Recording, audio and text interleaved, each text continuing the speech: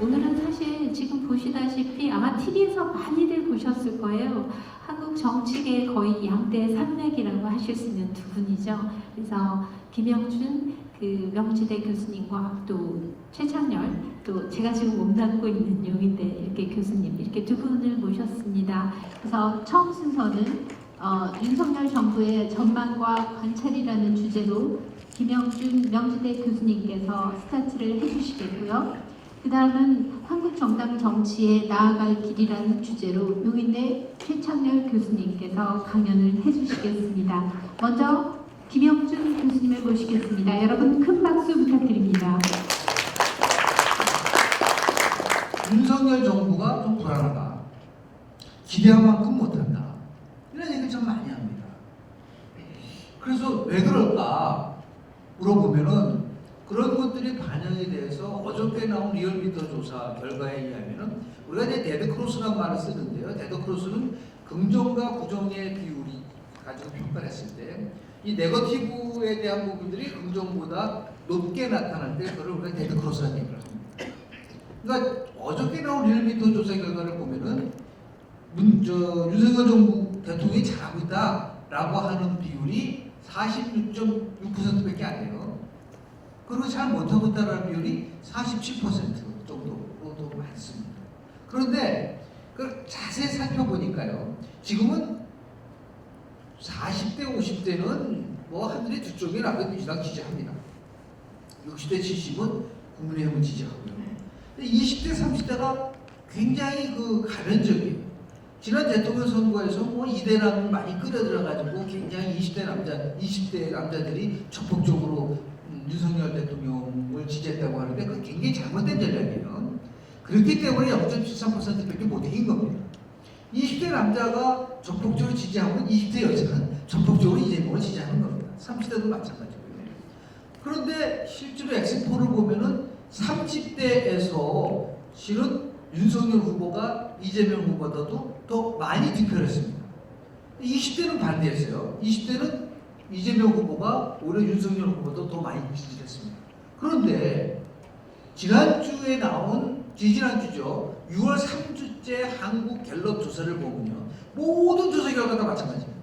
30대에서 빠르게 지금 윤석열 대통령의 지지도가 추락하고 있습니다. 왜 그러냐는 거죠. 지금 지난 대통령 선거에서 그렇게 많은 지지를 받았던 30대 어저께 나온 리얼미터 조사에서는요. 무려 13.8%포인트가 차이가 나요. 부정이 13.8%더 많다는 겁니다. 아, 경제구나라는 거죠. 지금 국정운영과 관련돼서 가장 큰 문제는 이 경제와 관련된 문제가 지배적입니다. 연끌을 통해서 아파트를 산 사람들의 대부분은 30대, 40대입니다. 근데 이 30대가 연끌을 통해서 아파트를 샀는데 아파트 값은 떨어지고 그리고 금리는 올라가고 있습니다. 앞으로 올해 날까지 대출금리가 한 8% 정도까지 뛰게 되면은 30대, 40대는 굉장한 충격으로 바꿔올 수밖에 없다. 실은 사람들 그걸 많이 몰라요. 2008년도 금융위기에 대한 부분에 있을 때 그 위기 속에서 대한민국이 플러스 성장을 한 전 세계 3개 국가 중에 하나예요. 그리고 더 나가서 그 다음 2009년도에 대한민국의 경제 성장률이 6.0%를 했다라고 사람들이 믿지를 않아요. 그나마 그래도 역대 모든 정권들은 초창기 때 자기 나름대로의 역할이 있었습니다. 국민들의 지지를 받았어요. YS 때 같은 경우는 뭐 하나의 척결을 하고 그리고 금융실명제하고 그리고 이민희 정부 때는 IMF 극복한다는 얘기도 했었고요. 그리고 그 다음에 있었던 노무현 대통령 같은 경우도 결국 여러 가지 있었지만은 나름대로 뭐 변화 개혁을 얘기를 했었고 그리고 이명박 대통령 같은 경우 금융위기 극복했고 그리고 박근혜 대통령 때도 실은 창조경제라고 하는 내셔널 어젠다가 있었어요. 근데 지금은 내셔널 어젠다가 안 보인다라는 거예요. 근데 안 보이는 게 아니에요. 제가 볼 때는 엄청난 일을 할 수 있는 자기의 분명한 거를 제안했어요. 그게 뭐냐? 규제개혁입니다. 어떠한 정부도 하지 못했었던 규제개혁. 저는 마지막으로 말씀 좀 드리고 싶은 거는 지금 예를 들어서 5년 만에 정권이 교체됐고 3번 연속해서 승리를 했기 때문에 2024년도 총선에서 현재 말하는 국민의힘이 굉장히 유리할 거다. 저는 그렇게 생각하지 않습니다. 2024년도 총선은 중간평가예요. 이 중간평가 성격을 갖고 있기 때문에 굉장한 어려운 정부가 될 거라고 가능하다고 보는 거죠. 그런 의미에서 봤을 때 빠르게 국민들이 체감할 수 있는 그러한 내셔널 어젠다를 가져가고, 그리고 이제 솔직한 얘기로 저는 이제 윤석열 대통령이 이제 그런 생각을 좀 했으면 좋겠어요. 롤 모델이 누가 됐으면 좋겠냐? 저는 슈레더 모델입니다. 슈레더라는 사람이요, 독일 수상 3인당의 수상으로서 2번 당선됐지만은 결국 슈레더가 독일을 구한 겁니다. 슈레더가 한스 개혁을 포함해서 노동의 유연성에 대한 문제를 건드리지 않았으면 지금 독일은 유럽의 병자로 계속해서 전락했을 것이다. 그런데 슈레더는 다 같이 얘기를 했어요. 3인당의 정권을 뺏긴다 하더라도 독일을 구해야 된다. 그래서 지금 개혁을 진행하는 겁니다. 당연히 떨어지죠. 누가 결국 정권을 가져갔느냐? 메르켈이 가져간 거예요. 2015년에 메르켈이 결국은 15년을 통치하는 데서 기반을 만들어준 사람이 슈레더인데, 그 슈레더를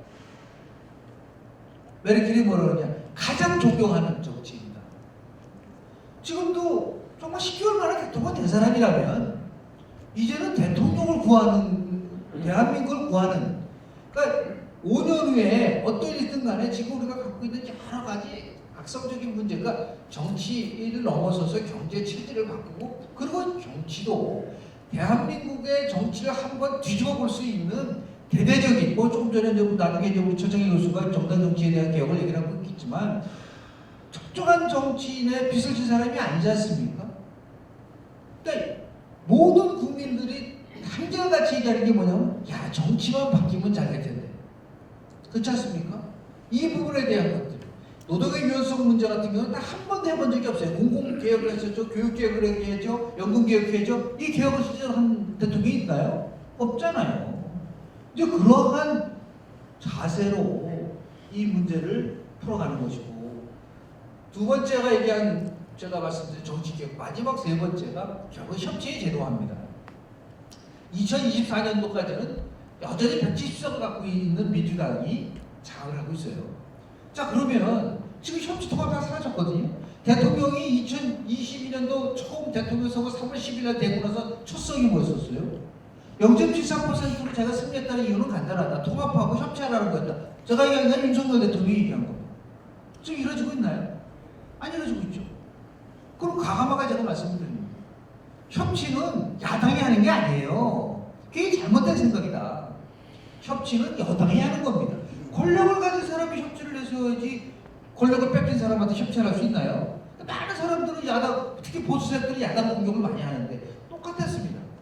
문재인 정부 때 180석을 갖고 있는 문재인 정권이 날마다 국민의힘 보러 협치하라고 했었잖아요. 그걸 안 하니까 밀어붙였지 않습니까? 그런 식으로 갈 경우에는 지금 열악한 통치 환경 속에서도 더 열악할 수밖에 없다. 협치의 제도화. 제가 이 얘기를 벌써 오래전에 얘기를 하면서 그럼 가장 좋은 협치 제도가 뭐냐라는 거예요.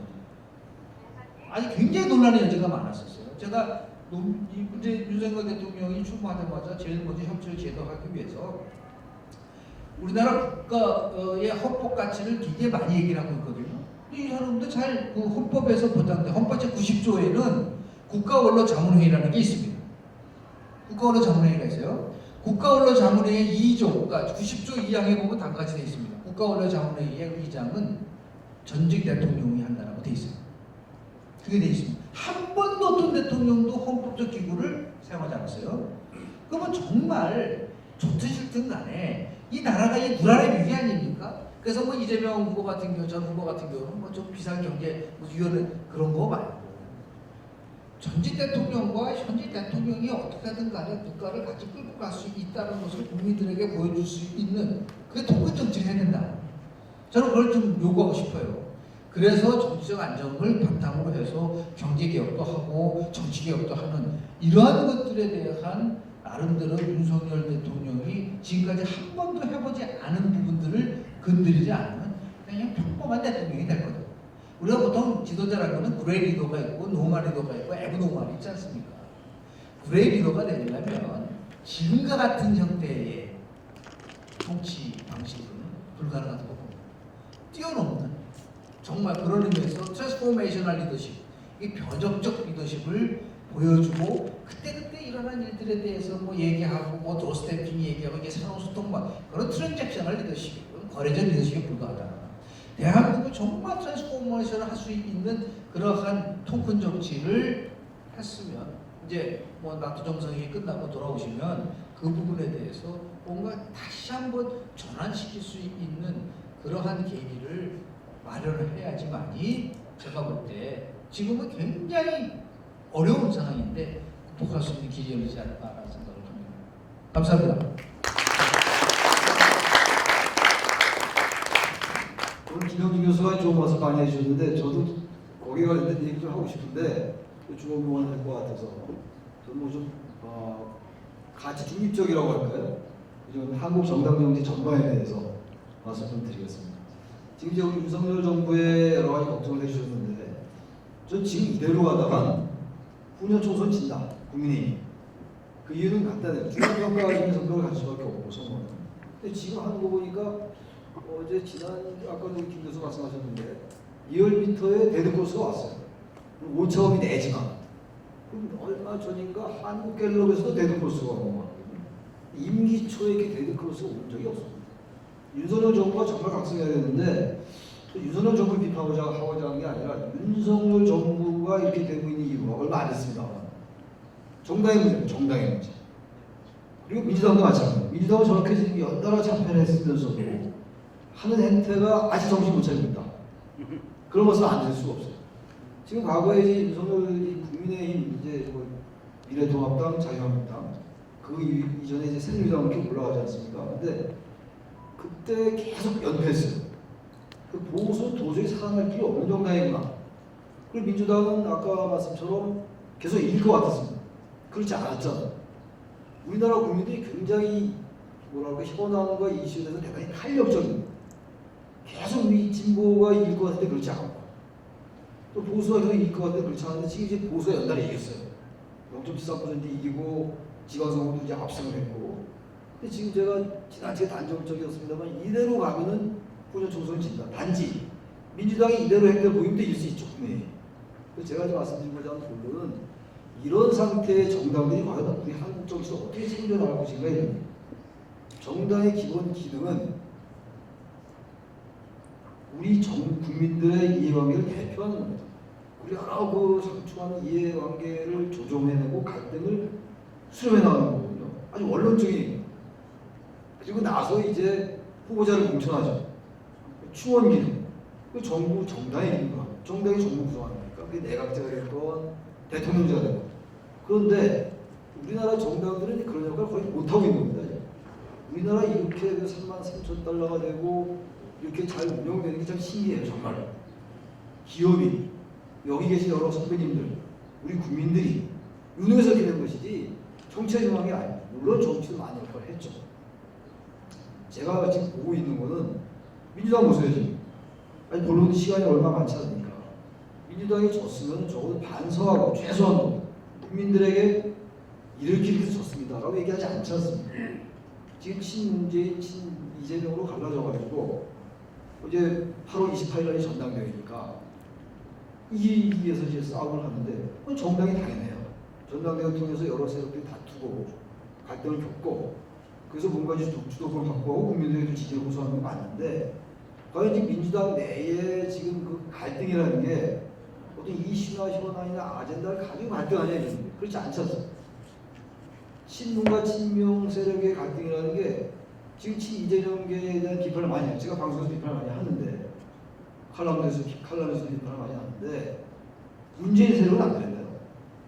불과 얼마 전에 백개문 이른바 문파 얼마나 비판을 많이 합니까? 근데 이재명계의 이른바 팬덤 정치라고 얘기하는 거 극단적인 지지층들 그 정치인을 지지하는 나눠 수는 없습니다. 그러나 팬덤이라고 하는 것은 자신을 지지하지 않는 정치 세력을 억압하고 배제하고 이게 팬덤 정치거든요. 근데 어차피 민주당은 과거에 팬덤 정치에 피해를 많이 봤는데 지금 또 팬덤 정치에 기대어서 정치를 하려고 합니다. 그 현상이에요. 국민의힘이 좀 그거 0.73% 이기거든요. 야당의 의견, 그 야당을 지지했던 국민들의 의견을 충분히 반영해라라는 국민들의 명령입니다. 단지 민주당이 워낙 잘못했기 때문에 부시제가 특정 뭐 조국 사태 이런 걸 거론하지 않더라도 과도했잖아요.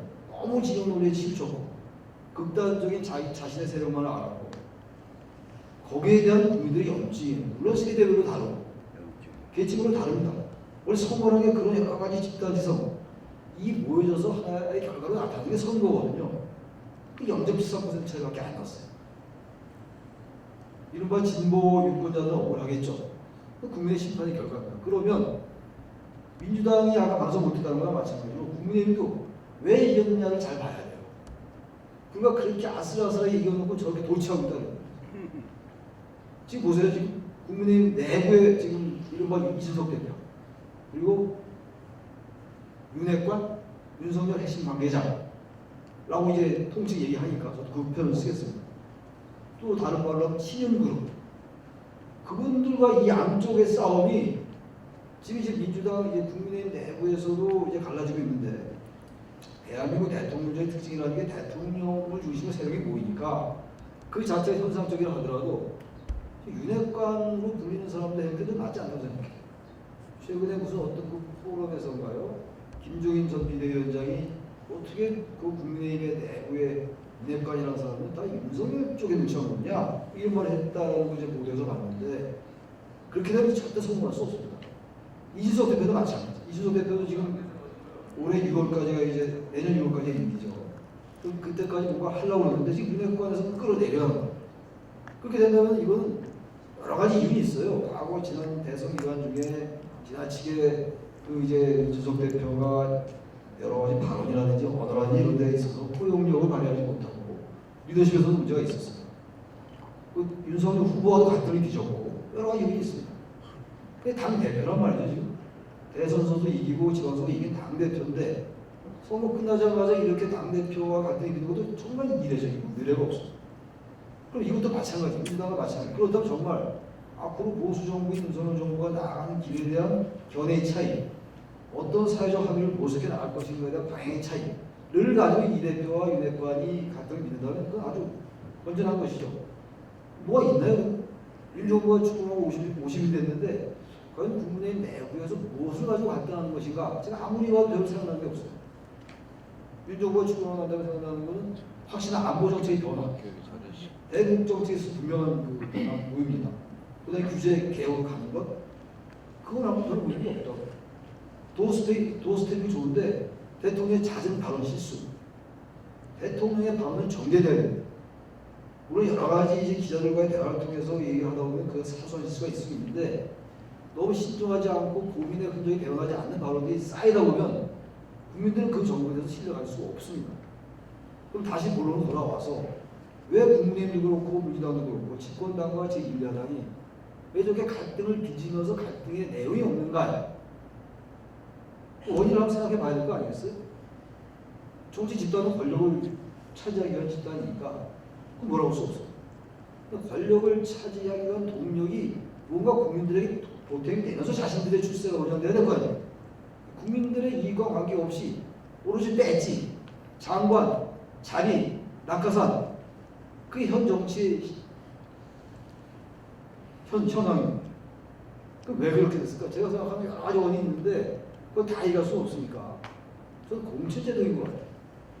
이재명 후보가 이재명 의원이 왜 저렇게 그렇게 전당대회 나오지 말라고 당내에서도 그러는데 왜 나오려고 그랬어요? 모르겠는데 차기 대권에 도전할 것이고 도전하려면 일단 경선을 통과해야 될 거 아니겠어요? 경선. 대선 경선. 앞으로 많이 나왔습니다만. 근데 대선 경선을 통과하려면 당내 지지를 얻어야 돼요. 당내 지지를 얻기 위해서 일단 의원과 대의원과 당원들을 얻어야 되는데 국회의원의 지지를 얻어야 됩니다. 국회의원들을 자기가 공천함으로써 의원들의 지지를 어떻게 내야죠. 그래서 자기 경선에서 유리한 모습을 확보하는 겁니다. 그럼 국회의원들은 정권을 가져오는 것도 중요하지만 정권 뺏기고 배지 떨어지면 끝이에요. 전 과거에 전 국회의원 안 해봤지만 정당생활을 오래 해본 사람인데 그러다 보니까 국회의원들은 당선되는 순간부터 다 차기 경선이에요. 내각 때도 마찬가지로 다 그래요. 어느 정도 정치에 부합하는 게 있는데 한국 정치는 그게 거의 조금 더 과장해서 말씀드리면 거의 90% 이상인 것 같습니다. 이건 지방선거 끝났는데 구청장도 당선되자마자 차기 선거 생각하고 뭐 정치는 수명이 돼요. 국회 선거 떨어진 사람이 떨어지자마자 좀 이따 지방선거 나오고 지방선거 떨어지면 또 다시 뭐 선거를 준비하고 흔히 말하는 그 회전문 선거, 돌려막기 선거 이런 것들이 일상화되어 있는 게 대한민국 정치입니다. 그들 정치는 우리가 뭘 봐야겠어요? 다 자기의 출세를 위해서 노력하고 거기 다 자기 동력이 되는 거예요. 정치의 동력이긴 한데 최소한 정치라면은 유권자들 선택을 받는 거 아니겠어요? 저희 같이 학교 있는 사람들은 뭐 그런 게 없어요. 공인이 아니니까. 근데 이 정치하는 분들 특히 정당인들은 오로지 공천만 생각하다 보니까 그 공천이 국민들을 위해서 노력할 때 공천이 주어진 이런 제도를 바꿔야 돼요. 그렇지 않고 항상 지금과 같은 공천제도 이준석 대표도 마찬가지고 윤핵관도 마찬가지인 것 같고 친명, 친문 다 마찬가지라고 생각합니다. 제가 특별히 어떤 정파를 얘기하는 게 아니고 공천을 받기 위해서는 대선 주자의 줄을 서야 되는 것이고 당선되자마자 누가 과연 다음에 주자가 될 것인가를 봐야 되는 이 한국의 정치 구조에서 정치인들이 자꾸 규범적으로 당위적으로 너 잘하라 라고 얘기하는 걸 제가 잘못했다고 그래요. 결국은 결론은 제도화입니다. 제도. 그럼 어떻게 공천제도를 잘 제도화해서 그들도 배치자를 위해서 경쟁하되 어떻게 국민들의 이해가 지켜질 수 있는 것인가를 만들어내야 돼요. 그럼 대선 주자들도 만약 그런 식으로 제도가 바뀌면 국회의원들을 좌파세로 끌어들이고 이런 노력을 덜하겠죠. 그리고 그야말로 한국 사회의 방향이라든지 이런 것들이 여러 시민사회라든지 학교라든지 언론계가 얘기하는 걸 좀 신청하고 그렇게 할 거예요. 그렇지 않은 제도이기 때문에 이준석도 그렇고 이재명도 그렇고 윤석열 쪽에서 아직 누가 나올지 모르니까 이쪽에 뭔가 대권을 모색하는 사람은 또 그렇게 생각하는 거예요. 의원들 대표를 끌어들여요. 끌어들이는 거 뭐 있습니까? 끌어들여가고 공천 주는 거예요. 공천권 행사. 줄이지 서지는 거예요. 줄 세우기. 세력화. 좋은 말로 세력화인 것이지 나쁜 말로 말하면 패거리 정치. 제가 여기서 딱 답을 못 드리겠는데 아무튼 간에 유선한 정부가 들었으면 결국 대통령이 해야 됩니다. 우리나라 대통령은 참 이상한 게 대통령이 정치인이 아니라고 해요. 대통령이 정치인이 아니면 누가 정치인입니까? 정치인이 해야죠, 대통령도. 단지 대통령이 특정 정파에 지나치게 기울다든지 특정 이념에 치우치지 말라는 얘기인 것이지 대통령의 정치적 중립은 존재하지 않아요. 대통령이 보수를 표방하고 진보를 표방해서 대통령이 됐는데 어떻게 중립적일 수 있습니까? 말이 되지 않는 얘기죠.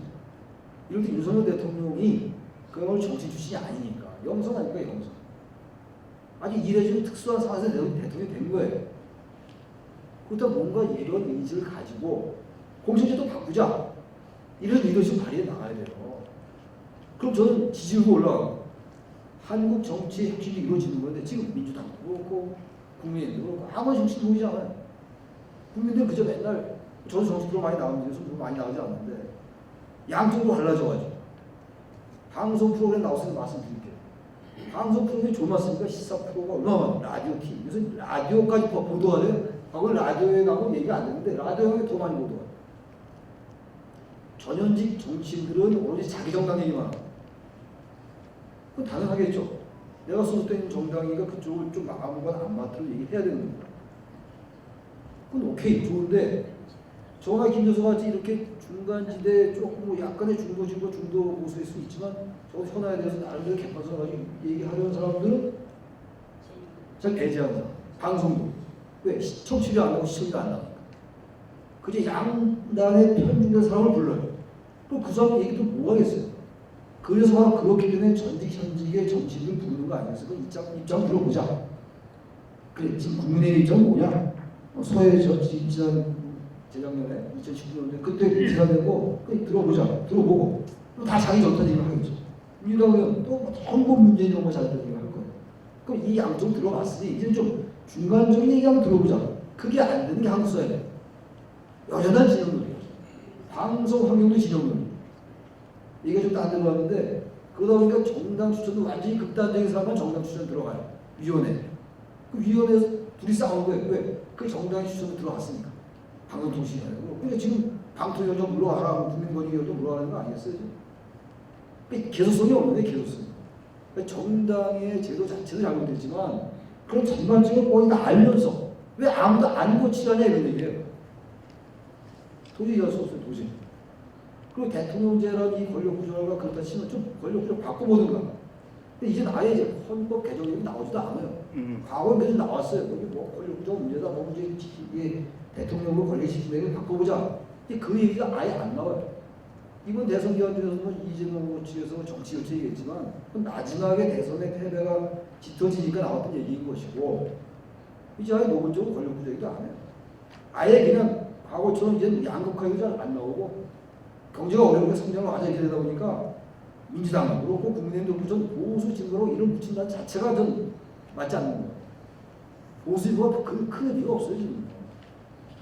약간의 정책적인 그 결의 차이 있을지 모르겠는데 무슨 엄청난 보수와 좌파 우파가 의미가 없어요. 유럽 같은 경우 좌파 정부에 들어섰다가 지나치게 군부에 치중하니까 우파 정부를 바꿔주고 우리 그게 아니에요 지금. 극단적인 진영 정치. 완전 내몬돼 있고 이제는 정치인들도 그러지 말자고 얘기하던 그들이 그게 편리한 거죠. 팬덤의 기대기가 되게 편리하잖아요. 아무리 잘못해도 내가 뭐 다 잘했다고 하는 그 이른바 개딸이 있으니까. 개혁의 딸, 이재명 지지세가. 과거에 문재인 세력도 있었고. 지금 윤석열 대통령도 그런 분명히 생길 거예요. 그런 게 한국 정서 존먹게 하고 있는 거예요. 아무 우리가 얘기해보는데 뭐 하겠어요. 그러다 보니까 이제 서해 피격 사건 같은 경우도 국방부의 이 발표가 달라지고 해경도 그때 발표와 지금 발표가 달라지고 정권이 바뀌니까 모든 게 하루아침에 다 바뀌는 건 좋은데 국민들이 볼 때는 정의가 뭐냐 처음 준수기 바꿔 그런 식의 정치를 정당이 바꿔나가야 되는데 정당이 솔선수범해서 그걸 망치고 있다는 거죠. 그걸 바꾸기 위해서 결국 여러 가지 출발이 돼야 되는데 여러 가지 개혁의 출발이 공천제도에 나와서 뭔가 국민을 위해서 열심히 일을 하고 그럴 수 있는 사람이 공천을 받는 제도로 바꿔나가야 됩니다. 그러면 의원들도 더 이상 이제 그 대선 지원에 줄을 안 쓰겠죠.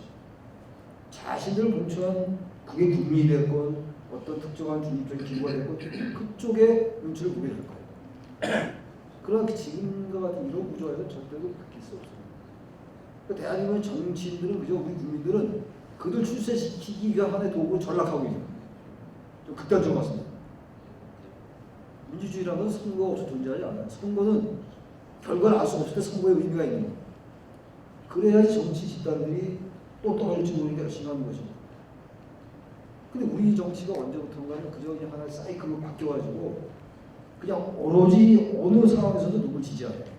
그렇게 된 이유가 공천제도 양쪽에서. 그래서 저는 뭐 윤석열 정부가 시주가 얼마 안 됐지만 이럴 때 여러 가지 정치 개혁도 하고 경제 개혁도 하는 과정 속에서 정치적 바꿔나가는 쪽에 뭔가 목소리가 좀 나왔으면 좋겠어요. 근데 야당은 어떤 야당입니다. 그래서 정부를 뺏긴 집단이에요. 그 집단 참 탓할 수가 없습니다. 그 쳤잖아요. 그거. 이게 집단이어야 돼. 이게 집단. 근데 지금 날밤 새워 맨날 이준석이 얘기 나오고 윤핵관 얘기 나오고 뭐 어떡하지 하는 얘기죠. 저는 뭐 국민의힘이 지든 이든 그런 게 중요한 게 아니라 뭔가 우리가 좀 한 단계 레벨업 해야 될 거 아니겠습니까? 이런 식의 정치가 이런 식의 정당 정치가 그건 한국 사회에 도움이 될까요?